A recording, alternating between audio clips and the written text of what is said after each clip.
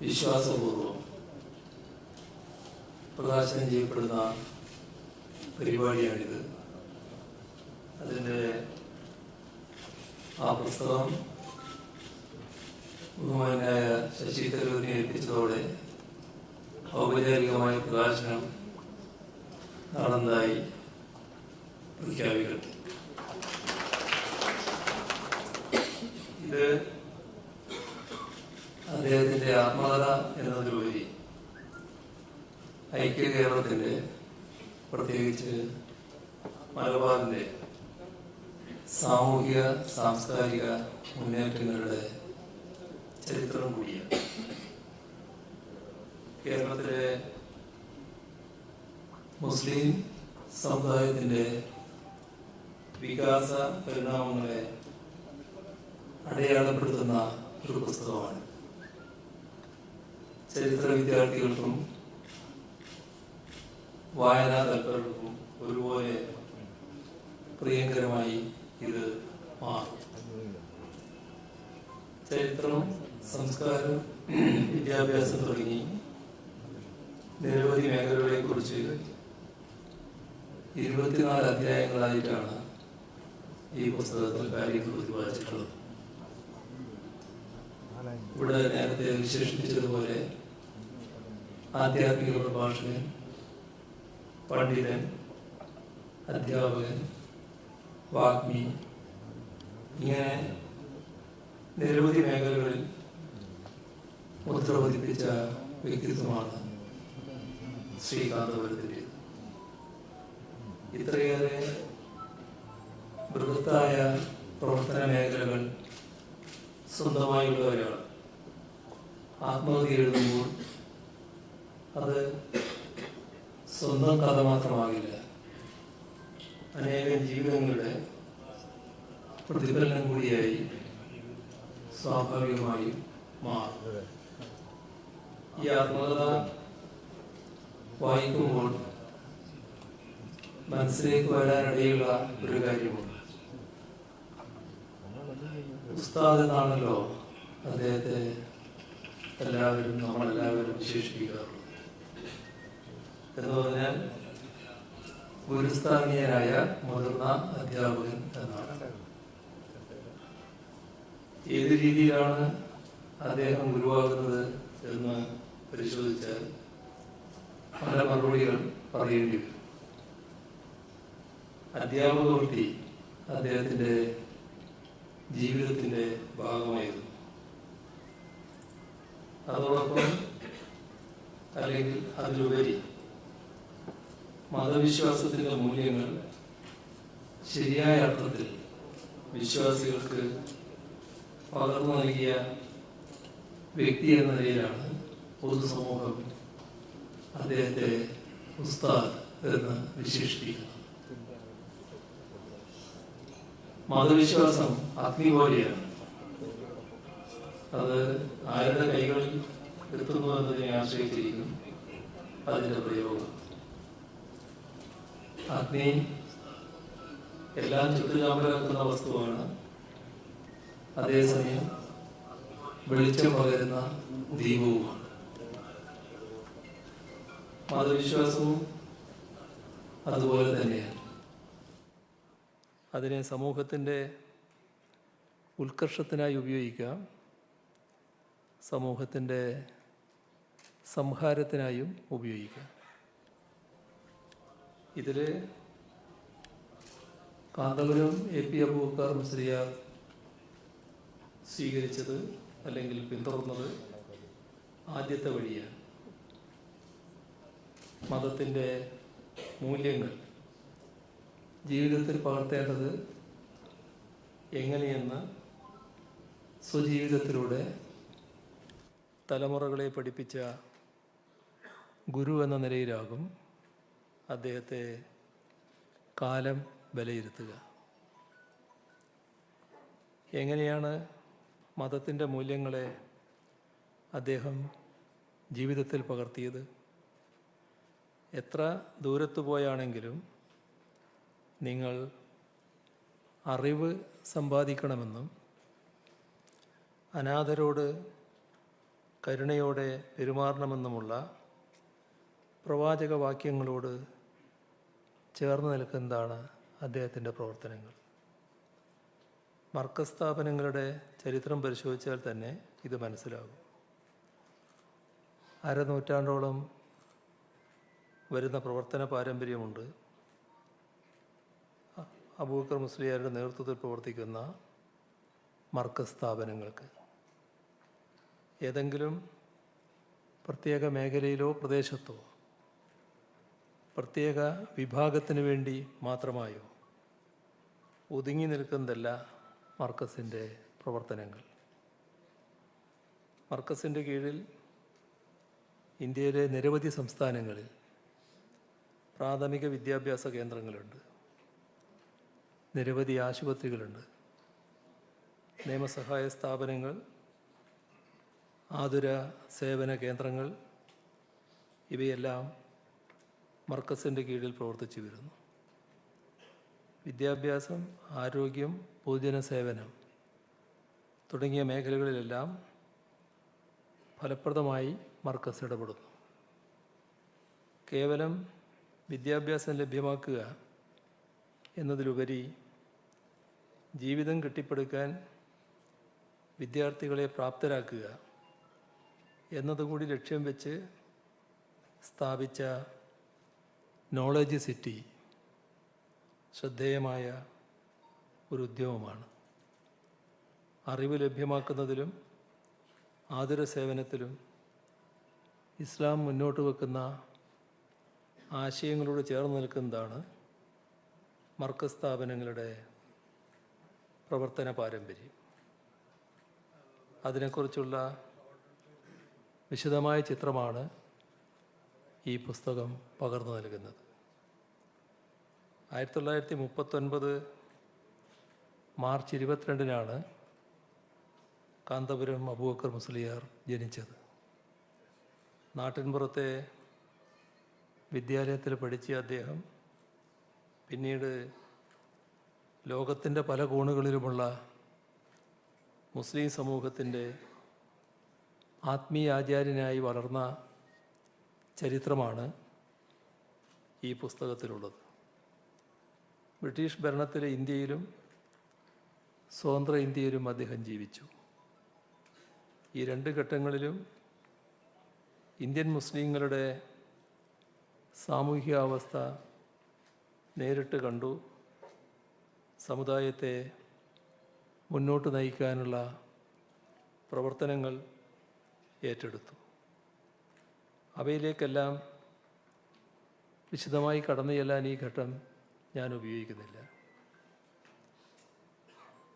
ഈ പുസ്തകത്തിൻ്റെ വായനയിൽ ശ്രദ്ധയിൽപ്പെട്ട ചില കാര്യങ്ങൾ മാത്രം പരാമർശിക്കട്ടെ.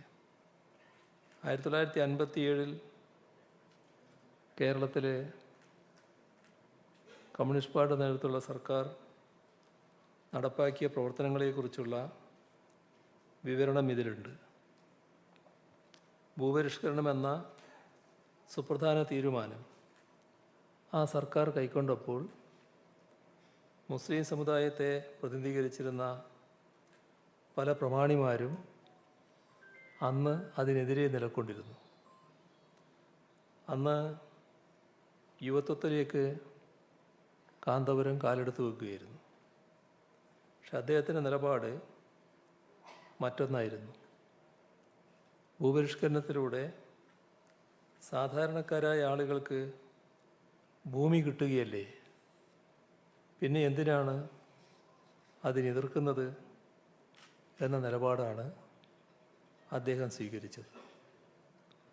സ്ഥാപിത താൽപ്പര്യങ്ങളുടെ പേരിൽ പല പരിഷ്കരണങ്ങളെയും വികസന പ്രവർത്തനങ്ങളെയും എതിർക്കുന്നവർ വായിച്ചിരിക്കേണ്ട ഒരു ഭാഗമാണിത്.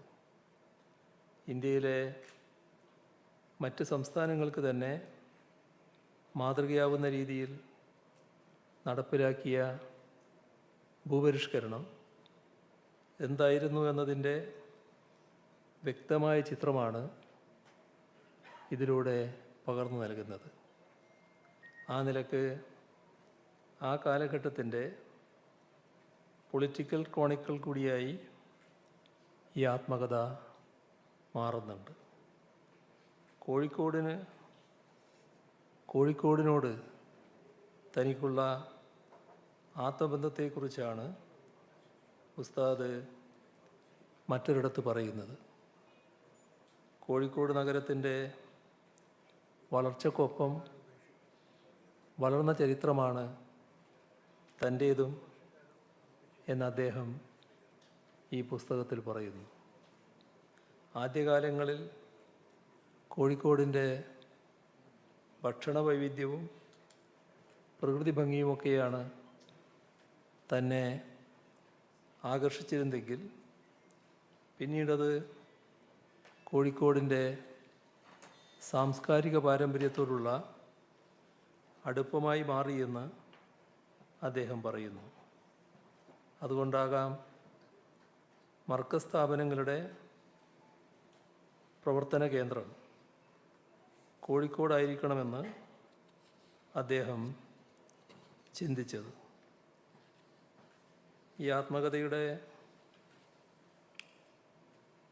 ഭാഗത്ത് നിരവധി കാര്യങ്ങൾ അദ്ദേഹം പരാമർശിക്കുന്നുണ്ട്.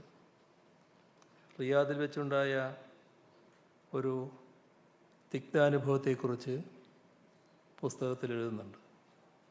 എന്നാൽ അതിൻ്റെ ഭാഗമായി ഉണ്ടായ ഒരു ചോദ്യത്തിന് അദ്ദേഹം നൽകിയ മറുപടി ഏറെ പ്രസക്തമാണ്. അള്ളാഹു നമ്മോടൊപ്പം എന്ന ഹദീസിനെ എങ്ങനെ വ്യാഖ്യാനിക്കുമെന്ന് അദ്ദേഹത്തോട് ചോദിച്ചപ്പോൾ അത് ശാരീരികമായ സാമീപ്യമല്ലെന്നും മനുഷ്യരുടെ പ്രവൃത്തിയിലൂടെയാണ് ദൈവം സാന്നിധ്യം അറിയിക്കുന്നതെന്നും അദ്ദേഹം പറയുകയുണ്ടായി. ഇതിനടിവരയിടുന്ന നിരവധി സംഭവങ്ങൾ ഈ ആത്മകഥയിൽ തന്നെയുണ്ട്. അജ്മീർ ദർഗ സന്ദർശിച്ച് മടങ്ങും കണ്ട അഗതിയായ ഒരാളെ തൻ്റെ ഷാൾ ഊരി പുതപ്പിച്ച സംഭവത്തിലും വിശന്നു നിന്ന ഒരാൾക്ക് ഭക്ഷണം നൽകിയ സംഭവത്തിലുമെല്ലാം തെളിയുന്നത് ഇതേ പ്രവൃത്തിയാണ്. അതുതന്നെയാണ് നമ്മുടെ ഈശ്വരൻ എന്ന ഉസ്താദിൻ്റെ സന്ദേശമാണ് ഇതിലെല്ലാം തെളിയുന്നത്. ഈ ആത്മകഥയുടെ ആദ്യ ഭാഗത്ത് രാഷ്ട്രീയ വിഷയങ്ങളെക്കുറിച്ച് വിശദമായ അഭിപ്രായ പ്രകടനങ്ങൾ നടത്തുന്നുണ്ട്. പക്ഷേ പിന്നീട് രാഷ്ട്രീയ വിഷയങ്ങളോട് അദ്ദേഹം മൗനം പുലർത്തുന്നതായിട്ടാണ് കാണുന്നത്. ഇതൊരു വിമർശനമായി ഉന്നയിക്കുന്നതല്ല. ആദ്യകാലങ്ങളിൽ രാഷ്ട്രീയത്തിൽ തൽപരനായിരുന്ന കാന്തപുരം പിന്നീട് ആത്മീയ വിഷയങ്ങളിൽ കൂടുതൽ ശ്രദ്ധ പതിപ്പിക്കുന്നതായാണ് പുസ്തകത്തിൽ കാണുന്നത്. എന്നാലും രാഷ്ട്രീയ വിഷയങ്ങളിൽ അദ്ദേഹം എന്നും താല്പര്യം പ്രകടിപ്പിച്ചു പോന്നിട്ടുണ്ട്. രാഷ്ട്രീയത്തിൽ മതം ഇടപെടുന്നതിൻ്റെ ദോഷം രാജ്യമാകെ അനുഭവിക്കുന്ന ഘട്ടത്തിലാണല്ലോ നാം കടന്നു പോകുന്നത്. ദൈവത്തിനുള്ളത് ദൈവത്തിനും സീസർക്കുള്ളത് സീസർക്കും എന്ന വിഭജനം അംഗീകരിക്കുകയില്ല എന്ന നിശ്ചയത്തോടെ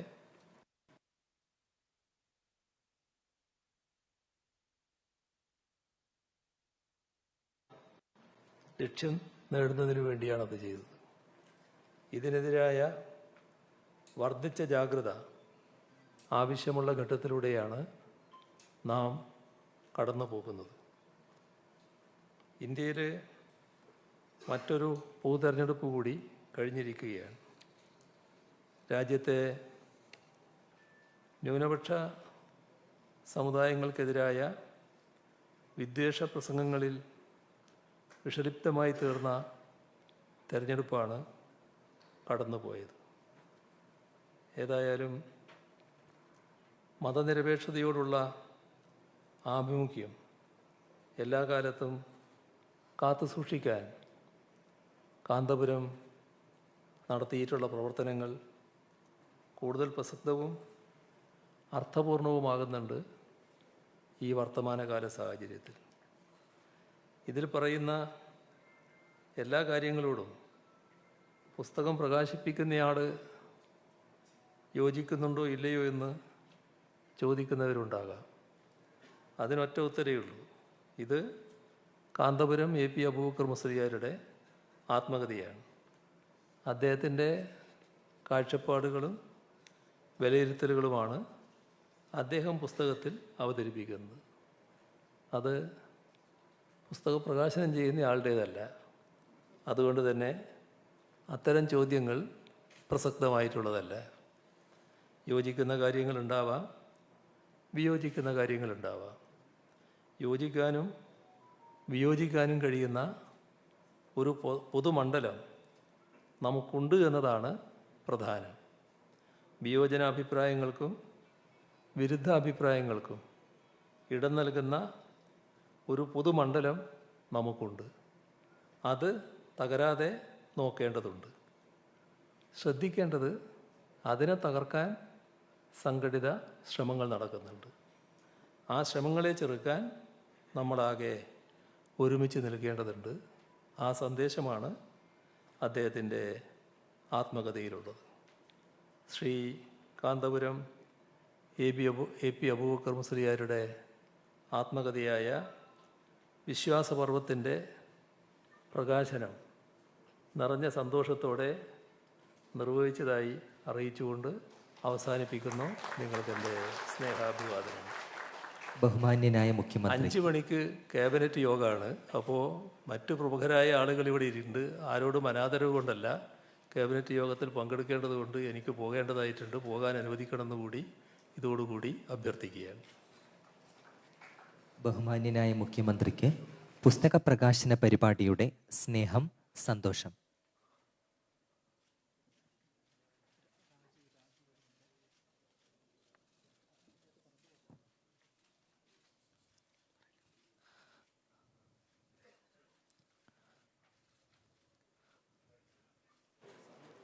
ഉസ്താദിൻ്റെ കയ്യൊപ്പോടു കൂടിയ വിശ്വാസപൂർവം ആത്മകഥയുടെ കോപ്പികൾ പരിപാടിക്ക് ശേഷം പ്രിയപ്പെട്ട വായനക്കാർക്ക് സ്റ്റേജിൻ്റെ ഇടതുഭാഗത്ത് ലഭ്യമാകും. ഉപയോഗപ്പെടുത്താം. ഈ മനോഹര സായാഹ്നത്തിന് സന്തോഷങ്ങൾ അറിയിച്ച് സംസാരിക്കുന്നു തിരുവനന്തപുരം MP ശ്രീ ശശി തരൂർ. സ്നേഹസ്വാഗതം.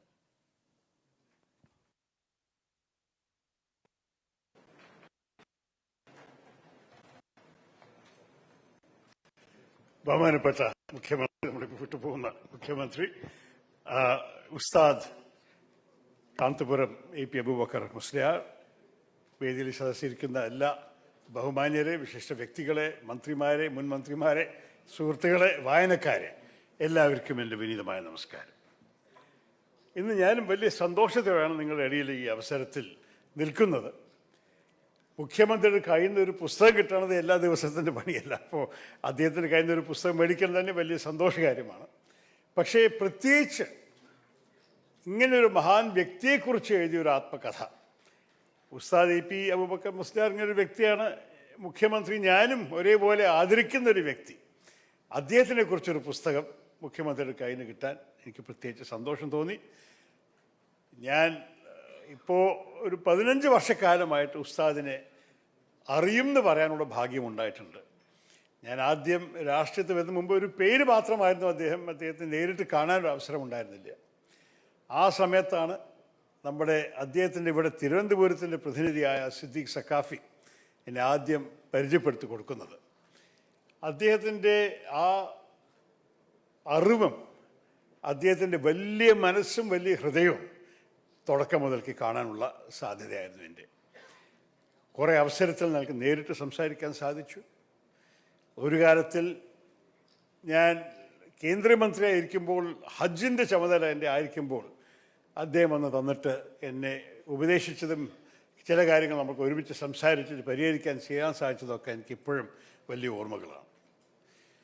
ഈ പുസ്തകം നമ്മുടെ മുഖ്യമന്ത്രി നന്നായി വിശദീകരിച്ചിട്ടുണ്ട്. അതുകൊണ്ട് കൂടുതൽ സംസാരിക്കാൻ ഞാൻ ആഗ്രഹിക്കുന്നില്ല. പക്ഷേ പ്രത്യേകിച്ച് ചൂണ്ടിക്കാണിക്കുന്നത് ഉസ്താദിൻ്റെ വിദ്യാഭ്യാസ, സാമൂഹിക, സാംസ്കാരിക പ്രവർത്തന നേട്ടങ്ങളൊക്കെയാണ്. വിദ്യാഭ്യാസ മേഖലയിൽ അദ്ദേഹത്തിൻ്റെ കോൺട്രിബ്യൂഷൻ നിങ്ങൾ എല്ലാവർക്കും അറിയാം. അദ്ദേഹം ആദ്യം കോഴിക്കോടിനടുത്ത് നടക്കുന്ന മാർക്കസിൻ്റെ വലിയൊരു ക്യാമ്പസ് ഉണ്ടല്ലോ, അവിടെ ഞാൻ 3-4 പ്രാവശ്യം പ്രസംഗിക്കാനുള്ള അവസരം ഉണ്ടായിട്ടുണ്ട്.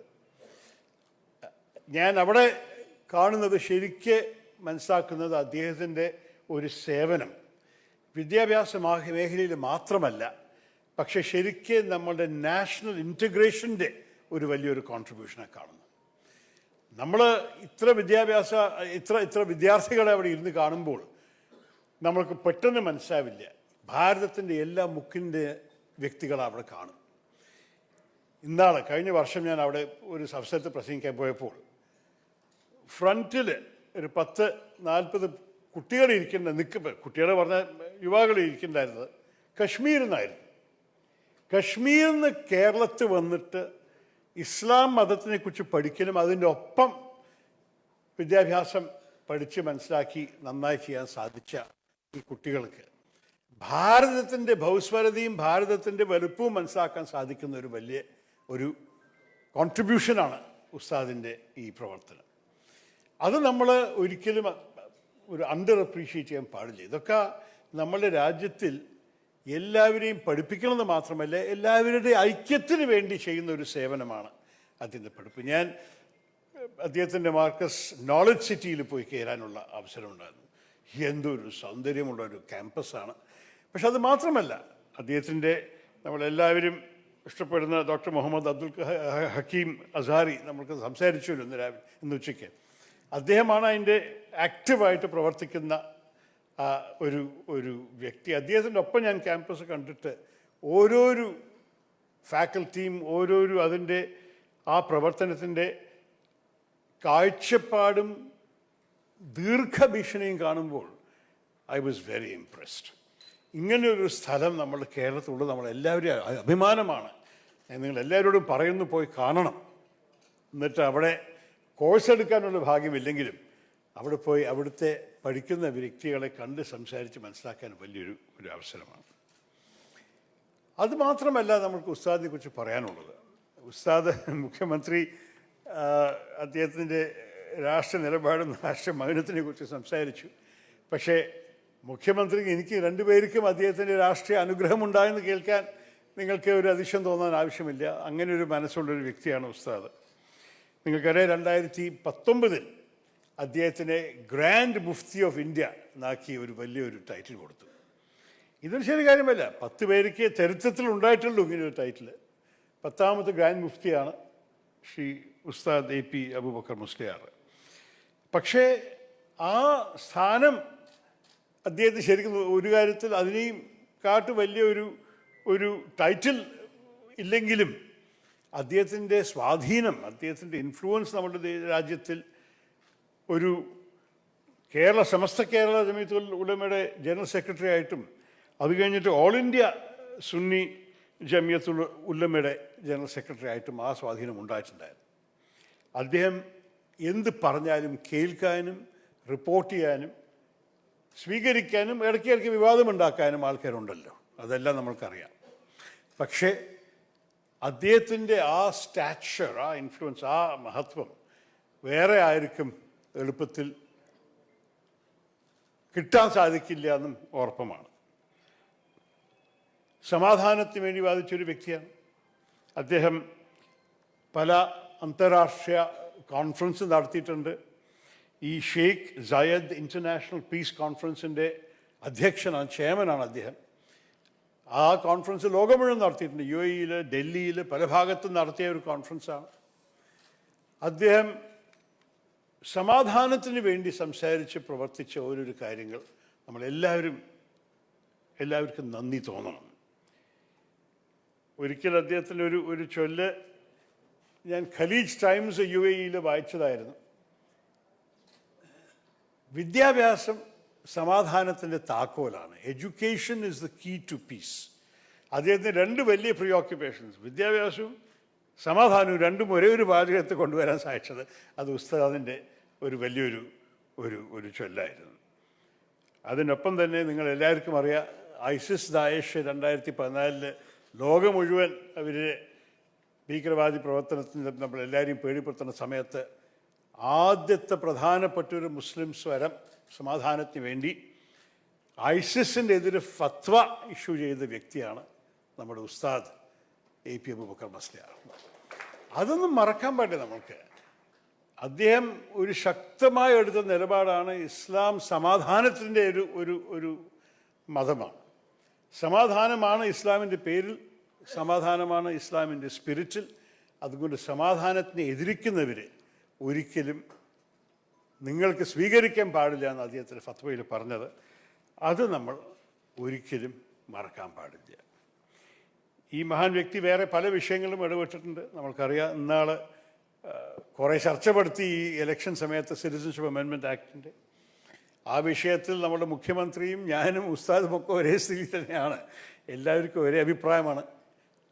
നമ്മുടെ പൗരത്വത്തിൻ്റെ വിഷയത്തിൽ ഒരു മതത്തിൻ്റെ പ്രശ്നം കൊണ്ടുവരുന്നത് ശരിയല്ല.